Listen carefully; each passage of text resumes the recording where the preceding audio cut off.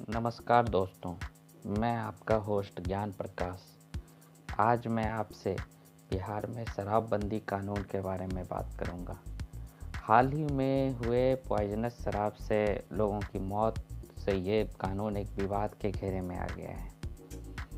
मैं आज आपको इस कानून के बारीकियों के बारे में तो नहीं बताऊंगा, मगर इस कानून से जुड़े हुए विभिन्न पहलू, जैसे इसके क्या फ़ायदे हुए, इसके क्या नुकसान हैं, क्या ये फेल हो चुका है, उसके कुछ साइंस हों, और उसके बाद मैं आपको ओपिनियन या कंक्लूजन बताऊंगा। तो शुरू करते हैं। बिहार कंप्लीट लिकर बैन जो है वो 2016 में बिहार आबकारी और निषेध अधिनियम 2016 के अंतर्गत लागू किया गया था। ये पहली बार नहीं है जब बिहार में शराबबंदी लागू की गई थी। इससे पहले 1977 में कर्पूरी ठाकुर की सरकार ने शराब को बैन किया था, लेकिन फिर उसे रिवोक कर दिया गया, रद्द कर दिया गया था। अब मैं आपको बताना चाहता हूँ शराबबंदी से क्या क्या फ़ायदे हुए, या फिर सरकार ने क्या क्या फ़ायदे बताए हैं। सरकार ने मुख्य रूप से इसका एक सामाजिक फ़ायदा बताया, जो शराब से आर्थिक से ज़्यादा सामाजिक फ़ायदे को सरकार ने महत्व दिया है।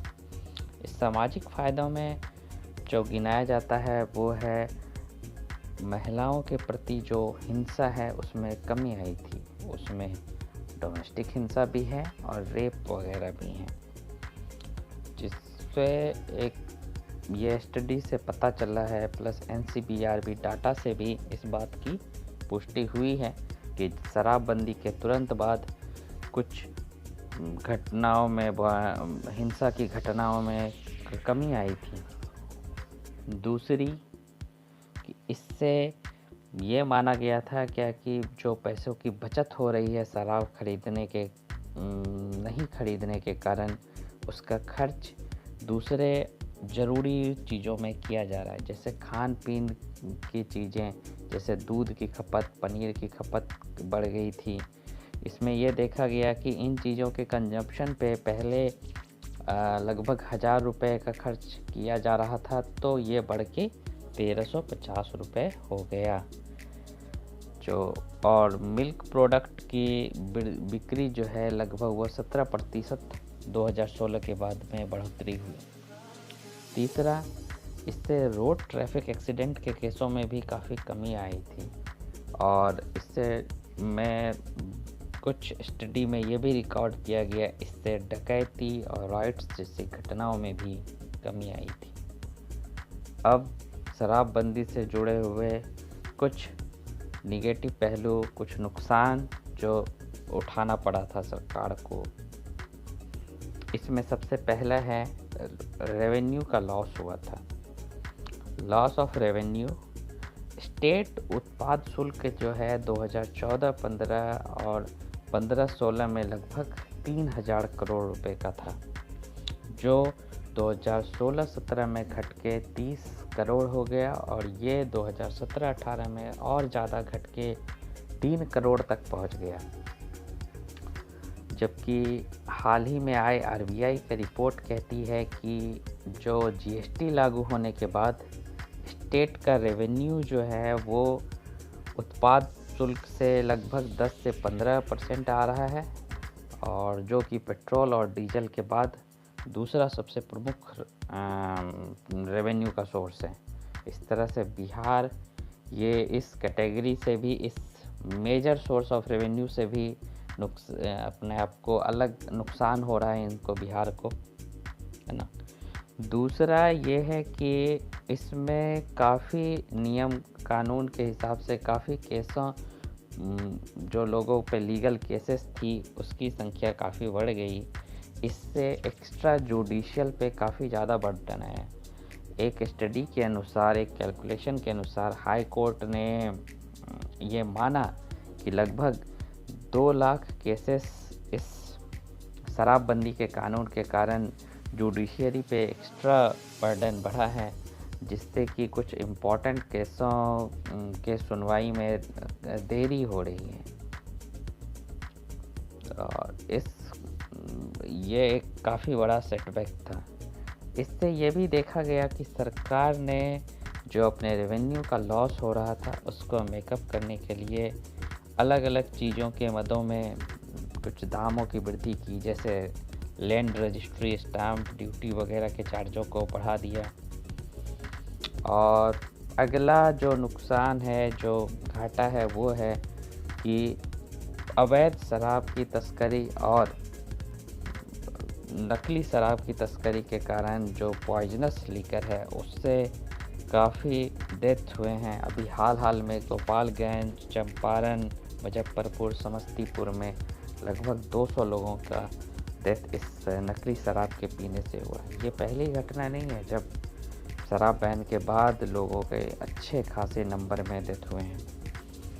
और इससे शराब बंद होने से काफ़ी लोगों का एम्प्लॉयमेंट भी गया है, जिसमें एक कैलकुलेशन के हिसाब से लगभग 6000 लोगों का जो डायरेक्टली शराब के सेल में इन्वॉल्व थे उनका जॉब गया भी।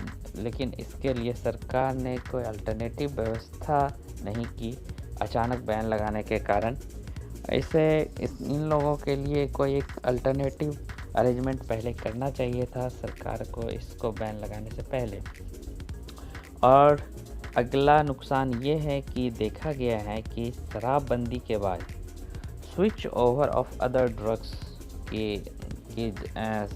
की संख्या बढ़ रही है। जैसे इसमें क्या हो रहा है कि दूसरे नशे के आदी हो जा रहे हैं लोग। जो पहले शराब पीते थे वो दूसरे नशों के आदी हो रहे हैं। इसमें नारकोटिक कंट्रोल ब्यूरो का एक रिकॉर्ड है कि अभी बिहार में गांजा और स्मैक की काफ़ी खपत बढ़ गई है इस पीरियड में, क्योंकि काफ़ी मात्रा में गांजा और स्मैक को नारकोटिक कंट्रोल ब्यूरो के द्वारा सीज किया गया है। इसमें सबसे पहले जब ये सरकार आई थी 2005 में एनडीए की, तो इन्होंने शराब बिक्री के नीति को काफ़ी उदार बनाया था, जिसके कारण से क्या हुआ कि शराब की खपत अचानक काफ़ी ज़्यादा बढ़ गई। फिर अचानक बैन लगने के कारण लोग जो नशे के आदी हो गए थे उन्होंने दूसरे नशे की चीज़ों पे डिपेंडेंसी अपनी बढ़ा ली, जिसके कारण से गांजा और स्मैक को लेने वालों की संख्या काफ़ी बढ़ गई। और ये शराब से काफ़ी ज़्यादा नुकसानदायक होता है, जिससे स्वास्थ्य से जुड़े हुए काफ़ी समस्याओं का समाधान, सांसों से या फिर कैंसर की बीमारी काफ़ी ज़्यादा बढ़ गई। और ये शराबबंदी में इससे पहले भी देखा गया है। शराबबंदी के जो रिकॉर्ड्स हैं वो मैं आपको बताना चाहूँगा। इससे पहले कौन कौन से राज्य हैं मैं उनका कुछ का नाम लेना चाहूँगा। सबसे पहले मैं आपको बताना चाहता हूँ कि किन किन राज्यों में पूर्ण शराबबंदी है। इसमें कंप्लीट बैन की कैटेगरी में आते हैं गुजरात, मिजोरम, नागालैंड और हमारा बिहार। इसके बाद मैं आपको बताना चाहूँगा कि किन किन राज्यों ने इसे बैन लगाया फिर उसको रिवॉक कर दिया गया। इसमें लिस्ट में है केरला का नाम है, जो 2014 में बैन किया गया था वहाँ शराब को, लेकिन इसे 2018 में वापस ले लिया गया। इसका रीज़न बताया गया अवैध शराब तस्करी का बढ़ना, ड्रग्स वगैरह का चलन बढ़ना, और इसमें क्या कहते हैं सरकार के रेवेन्यू का नुकसान होना। और केरला ने ये माना कि प्रतिबंध से नियंत्रण करना ज़्यादा ज़रूरी है, प्रतिबंध के बजाय नियंत्रण किया जाना चाहिए।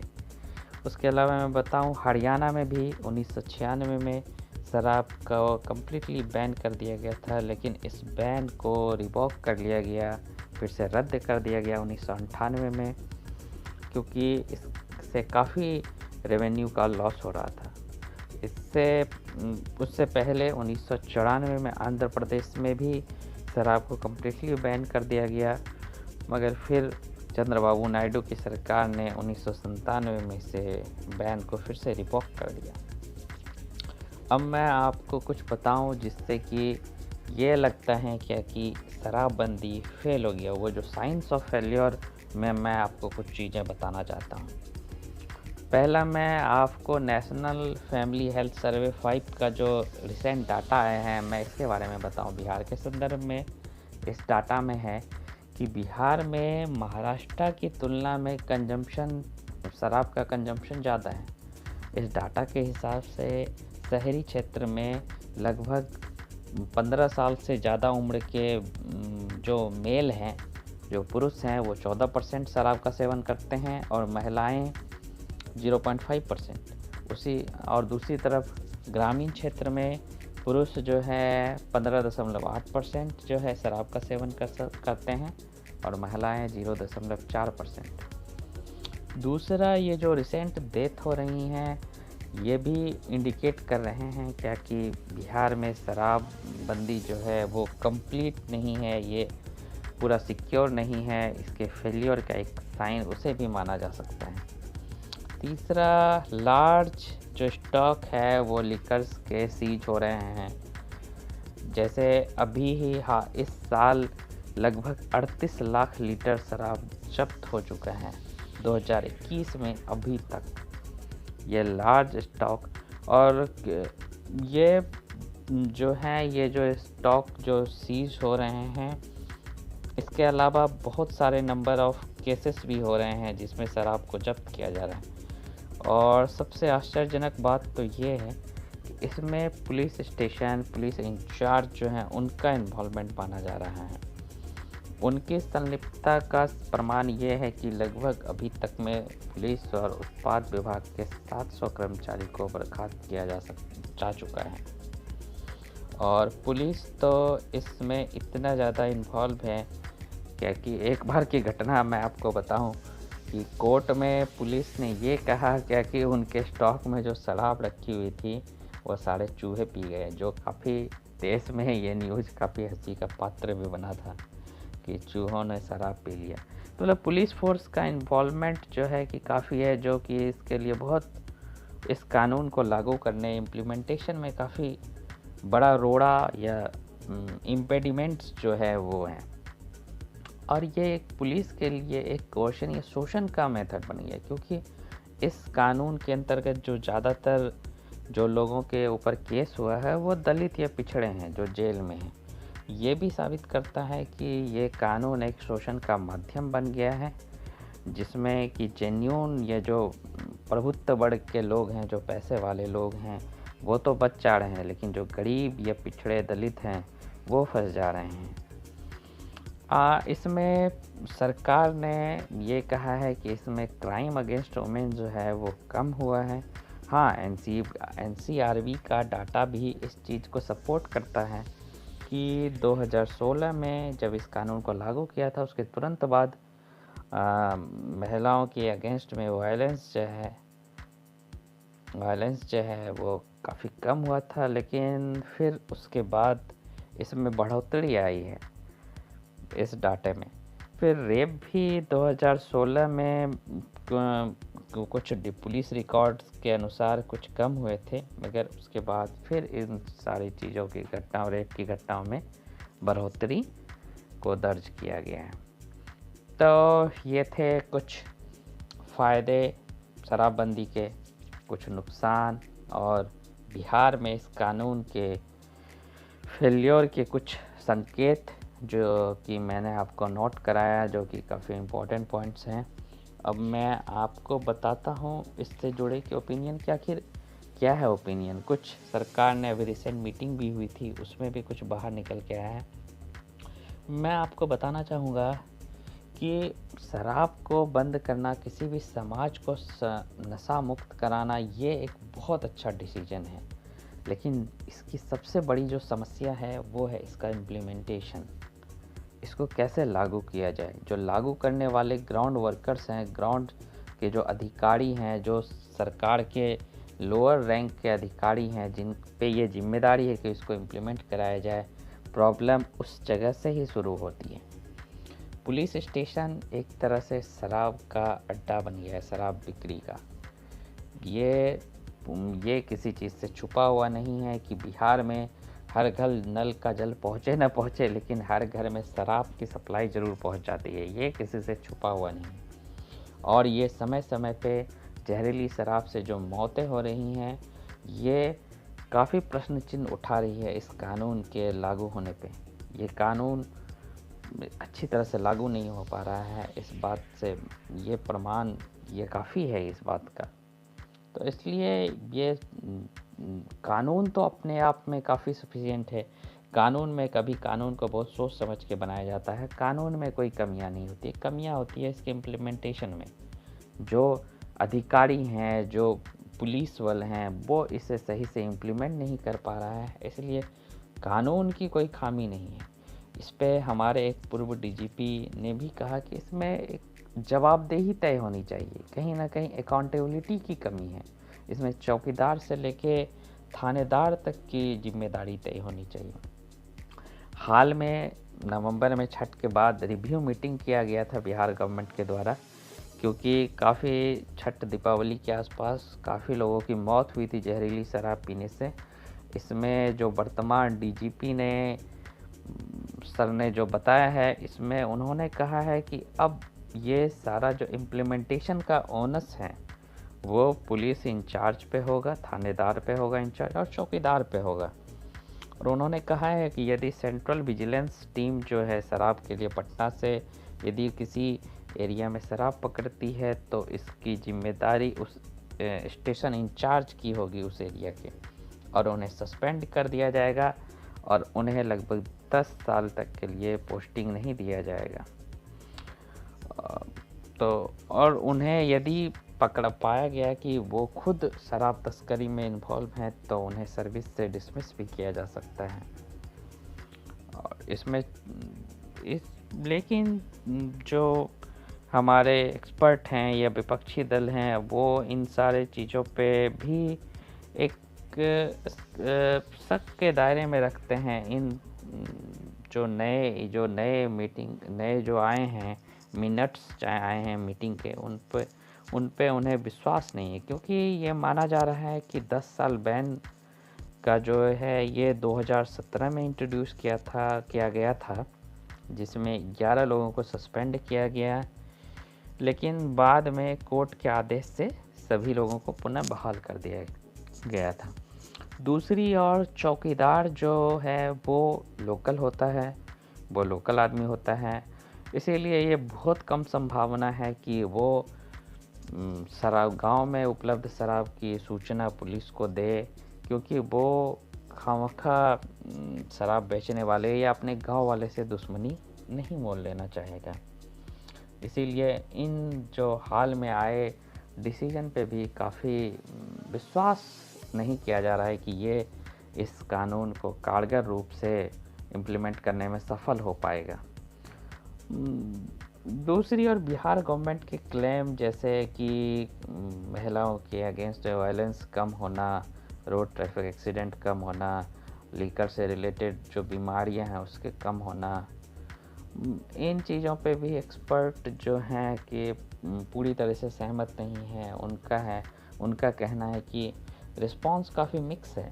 इनिशियल पीरियड जब बैन किया गया था तो रिस्पांस काफ़ी इनकरेजिंग या इंटरेस्टिंग था, लेकिन अब जाके ये रिस्पांस काफ़ी फेडिंग हो रहे हैं, या फिर वापस पुराने लेवल पे आ चुके हैं, या फिर उससे ज़्यादा ही बढ़ चुके हैं नेगेटिव रिस्पांस।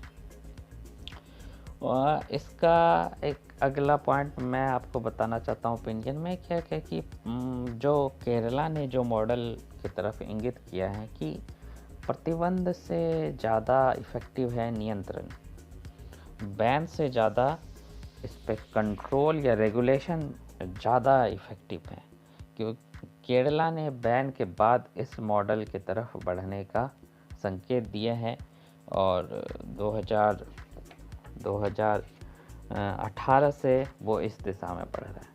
आंध्र प्रदेश में भी इसके बैन के लिए काफ़ी डिमांड उठा था, लेकिन सरकार का मानना है कि ये अचानक बैन करना से नुकसान होगा, इसीलिए आंध्र प्रदेश की सरकार इसे फेज वाइज मैनर में बैन की तरफ बढ़ने की प्रयास कर रही है और उसको इम्प्लीमेंट किया जाएगा। लेकिन अभी फेज वाइज मैनर में उन्होंने इस प्रोसेस में स्टेट ऑन्ड लीकर शॉप खोलने के लिए कि लीकर शॉप जितने भी होंगे वो स्टेट ऑन्ड होंगे, उसके ओपनिंग एंड क्लोजिंग टाइम को कुछ घटा के विलेज लेवल पे मैं ज़्यादातर दुकानों को बंद करवा के और हाई टैक्स हाई टैक्स करके लिकर्स आइटम्स पे टैक्स को बढ़ा के इस दिशा में प्रयास किया जा रहा है।